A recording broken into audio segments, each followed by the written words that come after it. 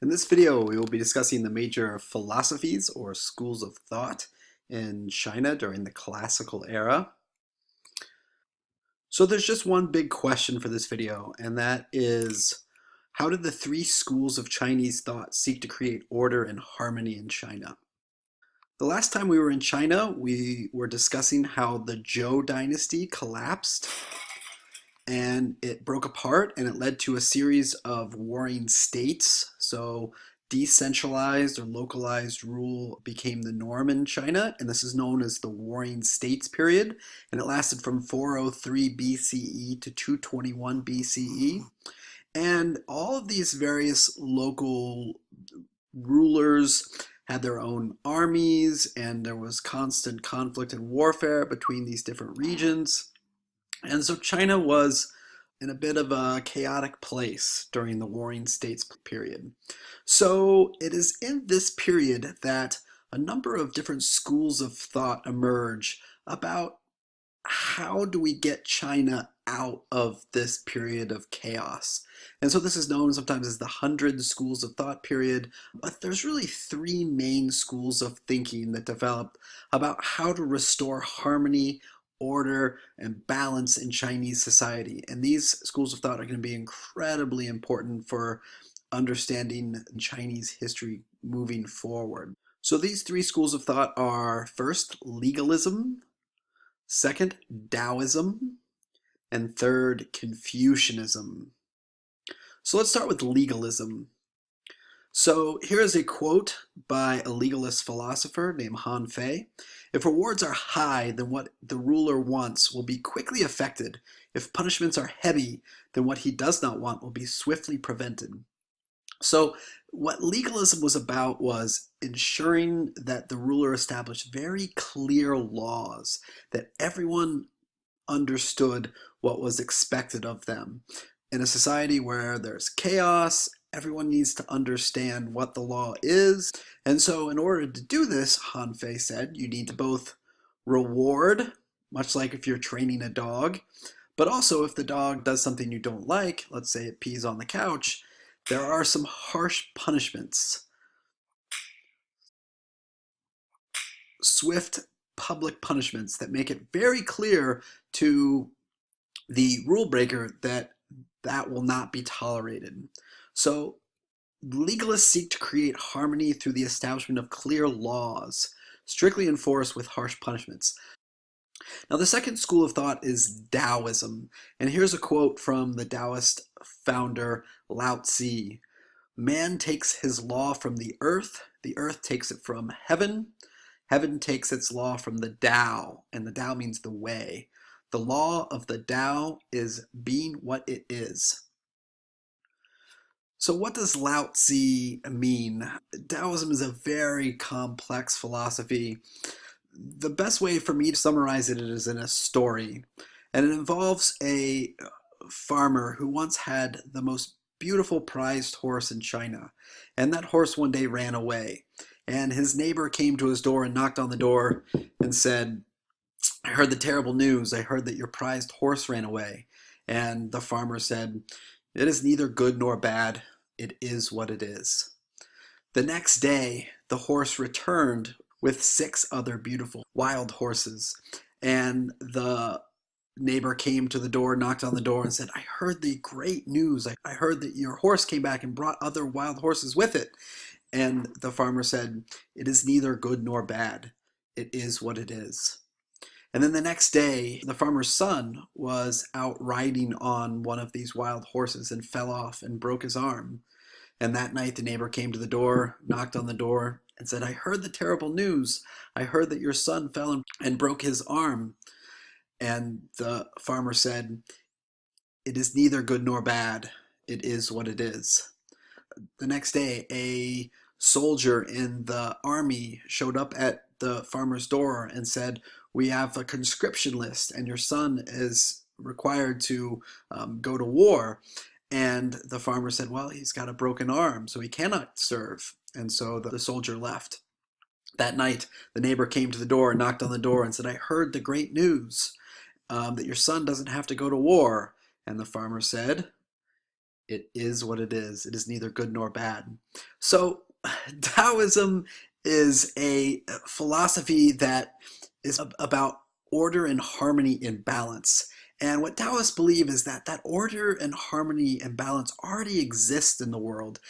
And that ultimately the thing that people need to do is essentially do nothing, but just to go out into nature and reflect about how nature already has these various opposites in balance and harmony within it. So Taoism was founded by a man named Lao Tzu, and the story of Lao Tzu is kind of an interesting one. He was this great wise man, and he one day wanted to practice what he preached. He wanted to go out into nature. So he was leaving his town, and the guard at the gate said, well, before you go, you need to provide us with some of your ideas. And so Lao Tzu that night went home, wrote down all of his ideas into a book, and then the next day left on a water buffalo, and on his way out handed the book of important insights to the soldier, and that became the basis for Taoism. Now, a symbol that you oftentimes will see in Taoism that sort of is a reflection of those ideas is the yin yang, this notion of opposites living in harmony. So as I just described, in nature there are these things that are in balance with one another that already exist. In Taoism, the yin represents the dark side of the circle. It also represents female, night, moon, cold, and soft. The light side represents the more masculine side. It also represents day, sun, hot, and hard, so that's the yang side. Taoists believe that each of these opposites aren't mutually exclusive. So for example, like I described in the story, something that might seem good on its face actually turns out to be bad, and vice versa. Something that might seem bad on its face might actually turn out to be good. So one of the things on my bucket list is to go to a Taoist temple in China, and here is how you get there.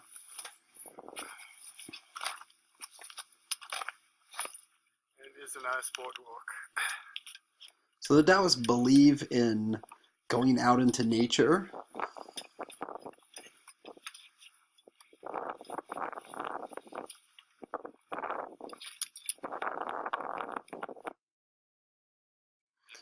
So here's how you approach the temple.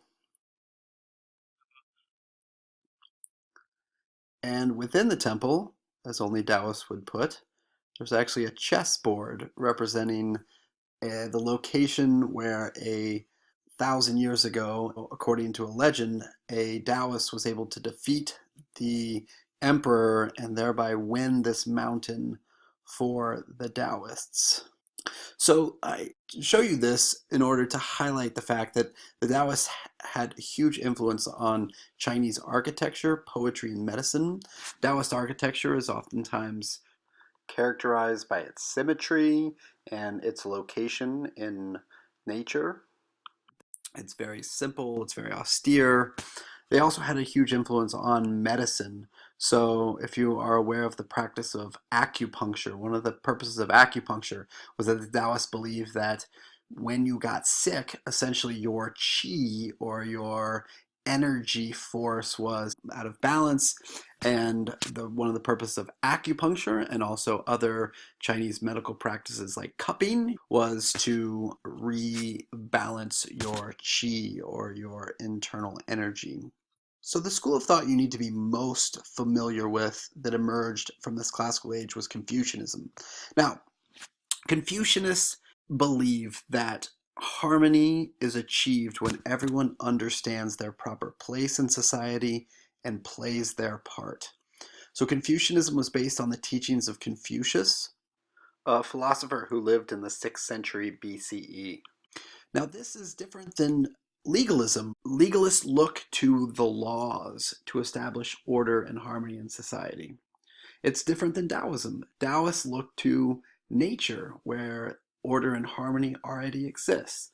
What Confucianists believe is that ultimately it's for each person to know and understand their place, to perform certain rituals, and to play their part. Confucius was a teacher, and he believed that the way that you learned your role in society was through education.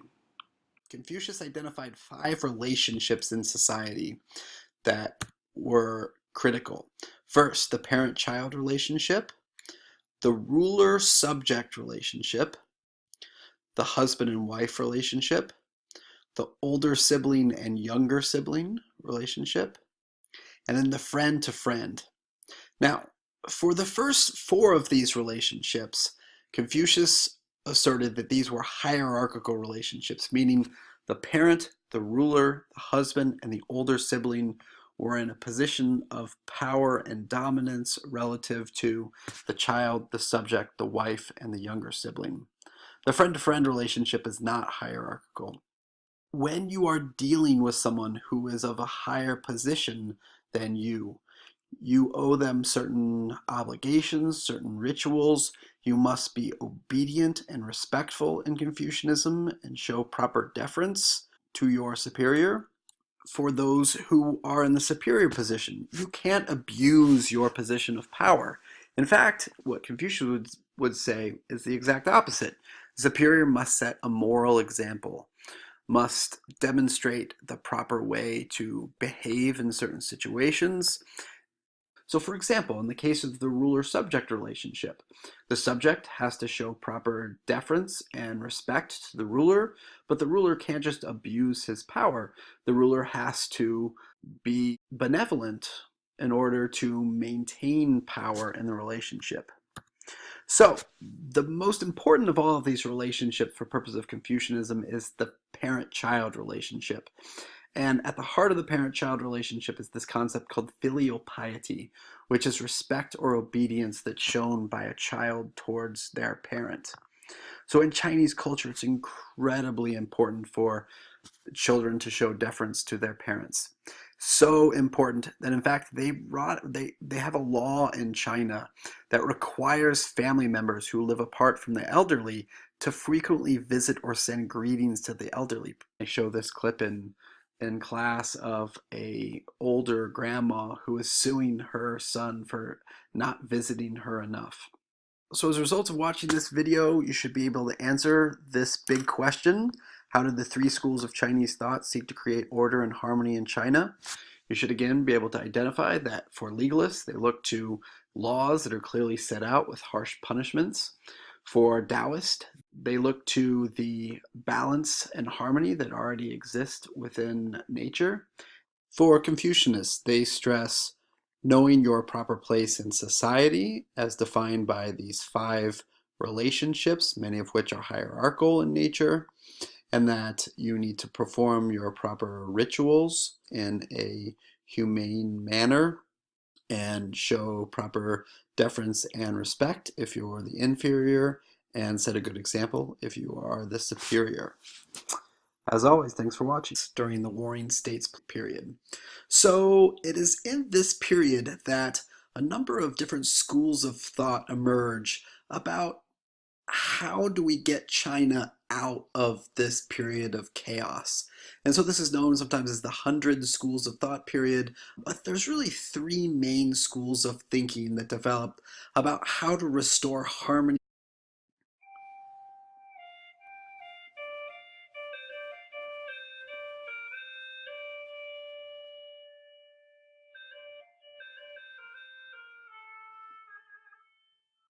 In this video, we will be discussing the major philosophies or schools of thought in China during the classical era.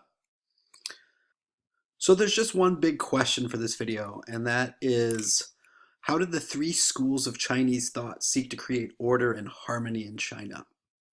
The last time we were in China, we were discussing how the Zhou dynasty collapsed and it broke apart, and it led to a series of warring states. So decentralized or localized rule became the norm in China, and this is known as the Warring States period, and it lasted from 403 BCE to 221 BCE. And all of these various local rulers had their own armies, and there was constant conflict and warfare between these different regions. And so China was in a bit of a chaotic place. Order and balance in Chinese society. And these schools of thought are going to be incredibly important for understanding Chinese history moving forward. So these three schools of thought are first, legalism, second, Taoism, and third, Confucianism. So let's start with legalism. So